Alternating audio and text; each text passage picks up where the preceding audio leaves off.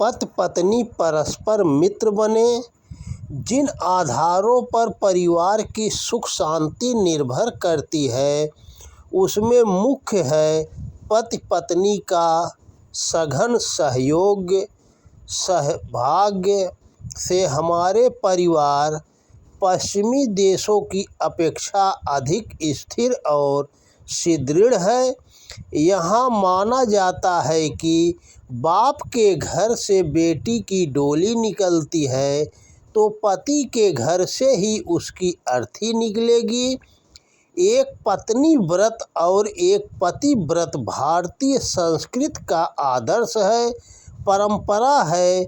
इसी आधार पर पति पत्नी संबंध स्निग्ध, मधुर और प्रेम पूर्ण रहते हैं, जबकि पश्चिमी देशों में सोते समय खर्राटे भरना भी तलाक का कारण बन जाता है। संभवतः ही वहाँ कोई ऐसा दंपति हो जो कल के लिए एक दूसरे में आश्वस्त हो, जबकि भारतीय परिवारों में पति पत्नी जीवन मरण के साथी हैं। इतना होने पर भी भारतीय परिवार को पूर्णतया आदर्श नहीं कहा जा सकता। इसका कारण है पति पत्नी के बीच रहने वाले ऊंच नीच की खाई और बड़े छोटे का भेद, सेव्य सेवक का संबंध तथा स्वामी दास का अंतर। आधुनिक युवक युवतियों में परंपरागत विवाहों के प्रति विघ्न उत्पन्न हो रहा हो तो इसके लिए मात्र वे ही दोषी नहीं हैं, दोषी उनके अभिभावक और विशेष रूप से पिता हैं, जो गृहिणियों से दूसरी श्रेणी का व्यवहार करते हैं। लड़कियों को आरंभ से ही यह शिक्षा दी जाती है कि उन्हें घर के अन्य लोगों की सेवा करनी है। ससुराल में उनका काम केवल पति व परिवार के अन्य सदस्यों की सुख चिंता भर करना है, अपने संबंध में कुछ सोचना नहीं है। जबकि उनके सामने ही लड़कों को, भाइयों को उनकी अपेक्षा अच्छी सुविधाएं दी जाती हैं तो उनके मन में एक हीनता की भावना जन्म लेती है और लड़कों के मन में मिथ्या अहंकार उत्पन्न हो जाता है। हीनता की यह भावना लड़कियों में कई कुंठाओं को जन्म देती है तो लड़कों में अधिकार और अहंकार पूर्ण बड़प्पन के भाव को। इसकी अपेक्षा दोनों को ही त्याग बलिदान करने, एक दूसरे की सुविधाओं का ध्यान रखने की शिक्षा दी जाए तो ये शिक्षा दोहरे प्रयोजन पूरे करती है। इस स्थिति के लिए गहरे प्रयत्नों की आवश्यकता है। बहुत सी भ्रांतियों को तोड़ देना तथा आदर्शवादी धारणाओं को स्थापित करना आवश्यक है। आज के बच्चे भविष्य में अपना दाम्पत्य जीवन सुखद, स्निग्ध और मधुर बना सके, इसके लिए विवाहित दंपतियों को माता पिताओं को अपने दृष्टिकोण में सुधार करना चाहिए। तभी बच्चों के सामने दाम्पत्य जीवन की आदर्श मिसाल रखी जा सकती है। बच्चा अपने माता पिता से जितना सीखता है उससे भी अधिक उनके संस्कार ग्रहण करता है, जिसका सीधा संबंध उनके व्यवहार, आचरण और रहन सहन के प्रभाव से है। नारी के समानाधिकार और उसके व्यक्तित्व को स्वीकार करने के लिए आग्रही प्रवक्ता कितने ही मिल जाएंगे, परंतु वे अपने विचारों को स्वयं कितने व्यवहार में लाते हैं, यह प्रवचन, उपदेश अथवा सिद्धांत प्रतिपादन से नहीं, कर्मों और आचरणों से ही पता चलता है। नारी मुक्ति की आवाज़ उठाने वाले जितने ही लोग अपने व्यवहारिक जीवन में पत्नी से उसी प्रकार व्यवहार करते हैं जिस प्रकार की उनके पुरखे नारी को मात्र गृहिणी मानकर करते थे।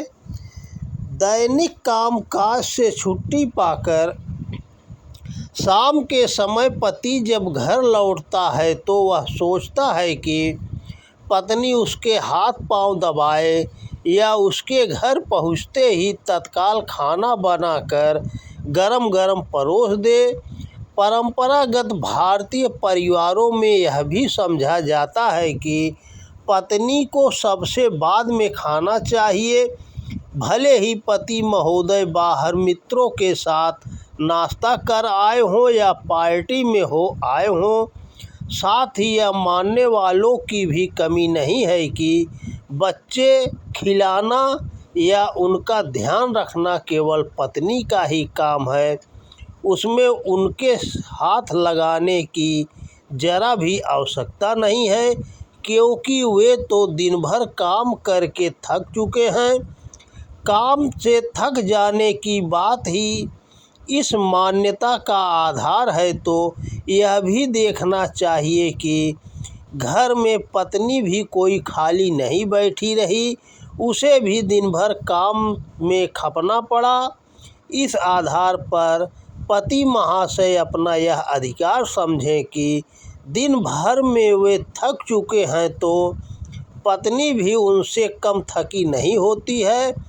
सुबह पुरुषों से पहले जागकर नाश्ता बनाने, खाना तैयार करने, घर की सफाई, वस्त्रों की धुलाई और बच्चों की देखरेख में शाम हो जाती है। सोना भी सबके बाद में मिलता है, तो थकने के अधिक कारण तो पत्नी के साथ ही है। पति से कहीं अधिक ही उसे श्रम करना पड़ता है।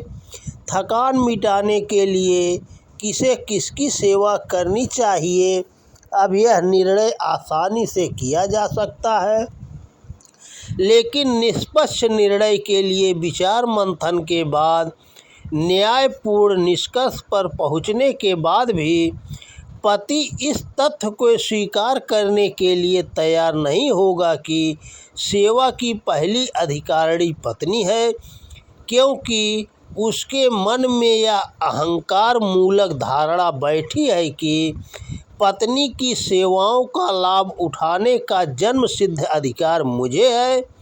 कदाचित पुरुष स्वामी होने का दंभ इसलिए रखते हैं कि कमाने, उपार्जन करने, निर्वाह व्यवस्था जुटाने का कार्य वे ही करते हैं।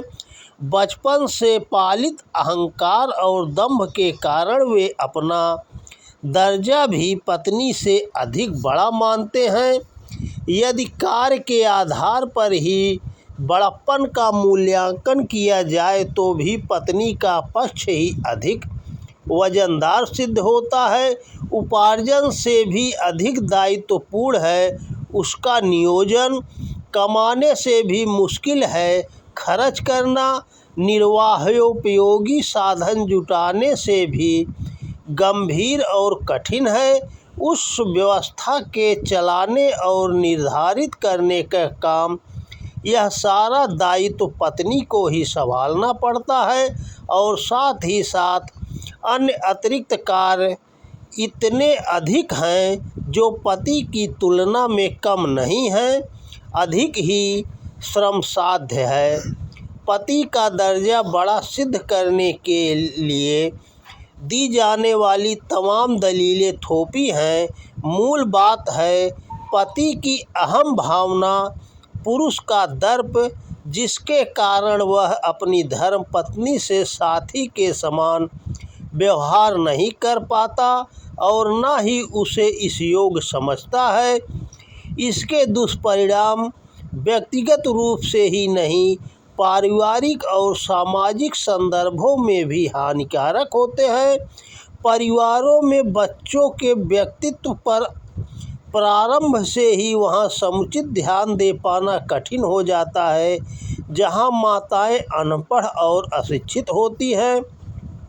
समाज की आधी जनसंख्या को शेष आधे भाग का बोझ अपने कंधों पर ढोकर इसलिए खींचना पड़ता है कि लड़कियां इस योग्य नहीं होती कि वे अपनी जिम्मेदारियां खुद पूरी कर सकें।